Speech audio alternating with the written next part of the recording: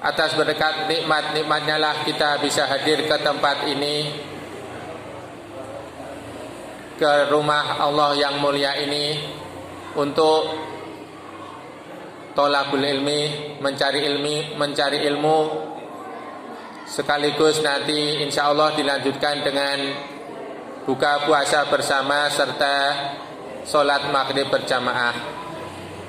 Semoga apa yang telah kita lakukan, terutama di bulan Ramadan ini, Allah berkenan menerimanya serta akan membalasnya dengan balasan yang sebaik-baiknya di hari kiamat kelak.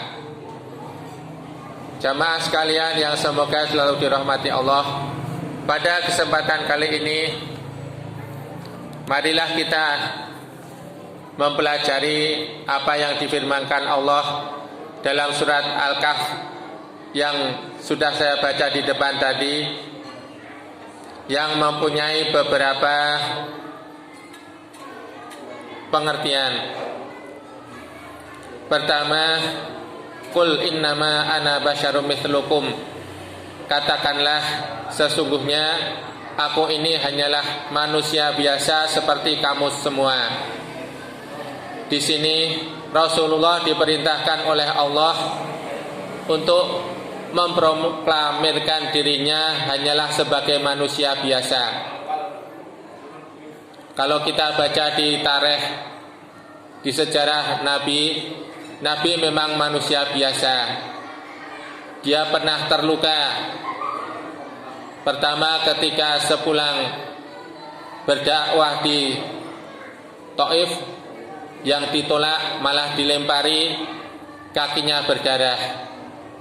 Kemudian ketika perang, giginya juga pernah patah. Itulah menunjukkan bahwa Rasulullah hanyalah seorang manusia biasa. Apa konsekuensi dari pernyataan bahwa Rasulullah adalah manusia biasa? Maka umatnya tidak punya alasan untuk tidak mengikuti sunnah-sunnah Rasulullah, karena apa yang dilakukan oleh Rasulullah seharusnya juga bisa kita lakukan, walaupun tidak sebagus dan sesempurna Rasulullah. Rasulullah sholat, kita bisa sholat, walaupun kualitasnya jauh berbeda. Rasulullah puasa, kita juga bisa puasa. Rasulullah bangun malam untuk sholat, seharusnya kita juga bisa bangun malam untuk melaksanakan qiyamul lail. Apa yang sudah kita lakukan selama bulan Ramadan ini dengan sholat taraweh, seharusnya sebaiknya kita lanjutkan di luar bulan Ramadan. Mungkin untuk latihan kita bisa lakukan sebelum kita tidur. Kita bisa sholat malam di luar bulan Ramadan, walaupun waktu yang terbaik adalah sepertiga malam yang terakhir. Apa yang kita lakukan di bulan Ramadan memang seharusnya, sebaiknya kita lakukan juga di bulan selain bulan Ramadan. Di bulan Ramadan kita puasa, kita lanjutkan di luar bulan Ramadan. Mungkin Senin Kamis, kalau bisa tambah puasa Ayyamul Bid pertengahan bulan, dan puasa-puasa lainnya. Di bulan Ramadan mungkin kita rajin membaca Quran.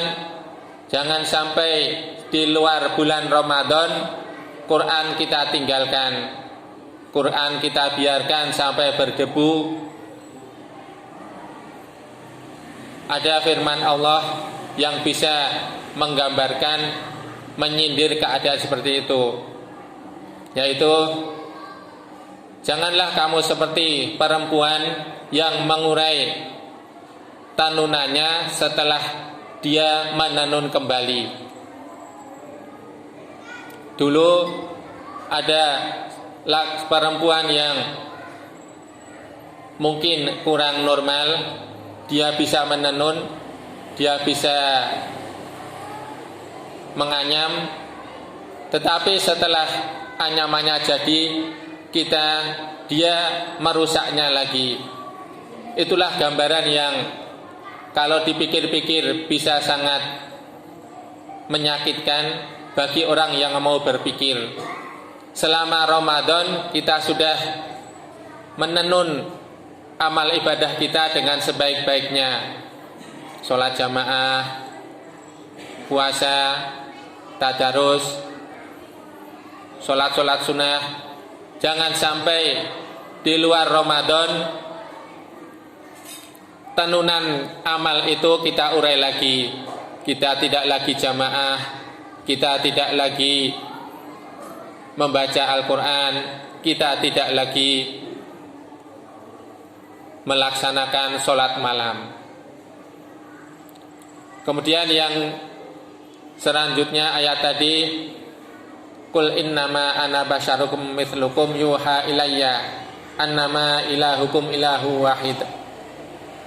Aku ini seperti manusia biasa seperti kamu semua, hanya bedanya aku diberi wahyu. Innama ilahukum ilahu wahid. Sesungguhnya ilah kamu semua adalah ilah yang wahid, Tuhan yang wahid. Kita semua sudah hafal insyaallah syahadat asyhadu an la ilaha illallah. Hanya masalahnya apa arti ilah? Karena kalau diterjemahkan bebas, syahadat yang pertama tadi adalah aku bersaksi bahwasanya tiada ilah selain Allah. Yang kita biasa artikan adalah aku bersaksi bahwa tiada Tuhan yang patut disembah selain Allah. Itulah salah satu arti dari ilah. Tidak ada sesembahan yang patut disembah selain Allah. Padahal ada beberapa arti lain dari ilah. Yang pertama adalah ilah berarti sesuatu yang membuat kita tenang. Sehingga kalau kita merasa tenang, kalau melihat rekening kita yang uangnya banyak, maka itu mungkin bisa dikatakan ilah kita adalah rekening atau uang kita di bank. Na'udzubillah. Kalau kita merasa tenang di rumah kita yang sejuk, yang bagus, itulah juga menjadi ilah. Padahal seharusnya itu semua kita tinggalkan kalau ilah kita yang sebenarnya memanggil kita.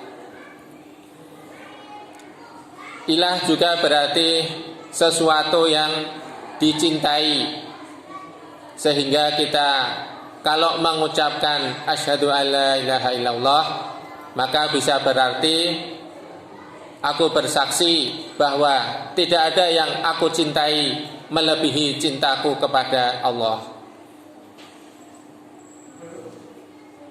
Cinta membawa konsekuensi.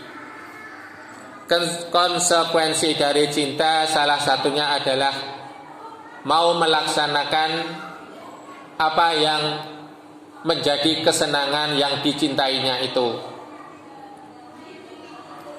Mungkin kita pernah melihat orang yang cinta dengan burung, atau cinta dengan ayam, atau dengan hewan apa saja, maka dia akan memperhatikan burung itu, membersihkan kotorannya, membersihkan rumahnya, memberinya makan, minum. Itu karena dia cinta dengan burung itu, dengan ayam itu, atau dengan hewannya itu. Bagi orang yang tidak punya rasa cinta dengan hewan, mungkin agak tidak masuk akal. Ngapain dia tiap hari membersihkan kotoran burung itu, atau kalau kecintaannya dengan ayam, tiap hari ayamnya dielus-elus atau kotorannya dibersihkan. Itulah arti ilah yang kedua, sesuatu yang sangat dicintainya. Sehingga kadang kalau kita dihadapkan pada pilihan apakah mengikuti perintah Allah ataukah mengikuti perintah selain Allah, disitulah letak ujian dari kesaksian syahadat kita. Kemudian ayat tadi dilanjutkan dengan faman kana yarju liqa rabbih falyamal amalan sholihan wa la yusyrik bi ibadati rabbih ahada. Barang siapa yang ingin bertemu dengan Tuhannya, maka hendaklah dia beramal soleh tanpa mensyirikkan Tuhannya. Ini adalah peringatan agar kita berlaku dengan ikhlas, tidak mensyirikkan. Ikhlas adalah ketika kita beribadah, kita tidak mencampur adukan antara tujuan kita mencari ridho Allah ataukah mencari ridho manusia. Harus benar-benar ikhlas, murni karena Allah. Ikhlas adalah sesuatu yang mudah diucapkan tetapi berat untuk dilaksanakan. Salah satu ciri ikhlas adalah dia tidak kelihatan. Insya Allah kita tahu di 3 surat terakhir Al-Quran itu ada An-Nas, Al-Falaq, dan apa? An-Nas, Al-Falaq, Al-Ikhlas. Nah, disebut surat An-Nas karena di situ ada kata-kata An-Nas, Qul a'udzu birabbin nas. Maka bisa disebut surat An-Nas. Al-Falaq juga begitu, Qul a'udzu birabbil falaq. Tetapi Al-Ikhlas tidak ada kata-kata ikhlas di situ. Qul huwallahu ahad, Allahus samad, lam yalid wa lam yulad wa lam yakul lahu kufuwan ahad. Dalam surat Al-Ikhlas tidak ada kata-kata ikhlas, tetapi menyebutkan sifat-sifat Allah, sehingga bisa disimpulkan keikhlasan akan terjadi kalau kita beribadah ikhlas murni karena Allah.